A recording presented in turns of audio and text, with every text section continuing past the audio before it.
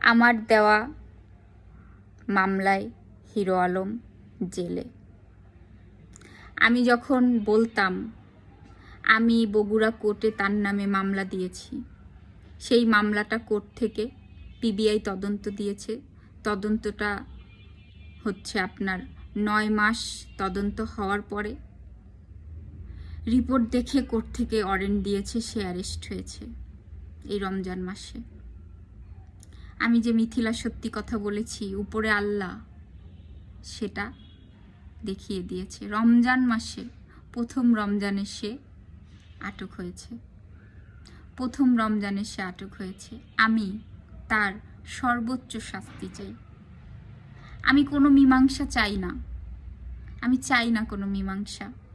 বিশ্বাস করেন আপনারা, আমি কোনো মীমাংসা চাই না, আমি কোনো আপোষ চাই না, চাই না।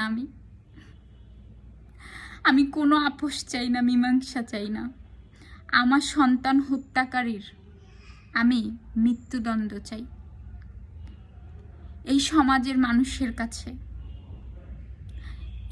এই নতুন সরকারের কাছে, বাংলাদেশের আইনের কাছে আমার সন্তান হত্যাকারীর মৃত্যুদণ্ড চাই। আমি মা হিসাবে আমি আমার সন্তান হত্যাকারীর মৃত্যুদণ্ড চাই। আমার 3 মাসের বাচ্চা আমাকে মারতে মারতে আমার বাচ্চাটাকে মেরে আমাকে ডিএনসি করিয়েছিল এই হিরো আলম, তার গোটা পরিবার।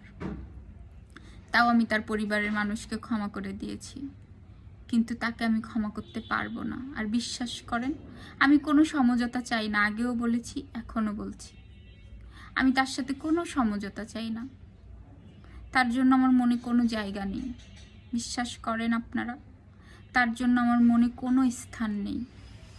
আমার সন্তান হত্যাকারীর আমি মৃত্যুদণ্ড চাই। আমি মিথিলা অনশনে বসবো, রাজপথে বসবো, তাও ওনার মৃত্যুদণ্ড চাই। ওনাকে আমি ক্ষমা করব না। লাস্ট পর্যায়ে উনি আমার ইজ্জত নিয়ে, আমার সন্তান হত্যাকারী শেষে আমার ইজ্জতটাও মানুষের হাতে তুলে দিয়েছে। আমি তাকে কোনো দিন ক্ষমা করব না, কোনো দিন ক্ষমা করব না, কোনো দিন তাকে আমি ক্ষমা করব না, পারবো না। আমার সন্তান হত্যাকারীকে আমি ক্ষমা করতে পারবো না। বিশ্বাস করেন, আমি ক্ষমা করতে পারবো না। আমার এই একটাই কথা, আমার সন্তান হত্যাকারী আমি মৃত্যুদণ্ড চাই, মৃত্যুদণ্ড চাই। তাকে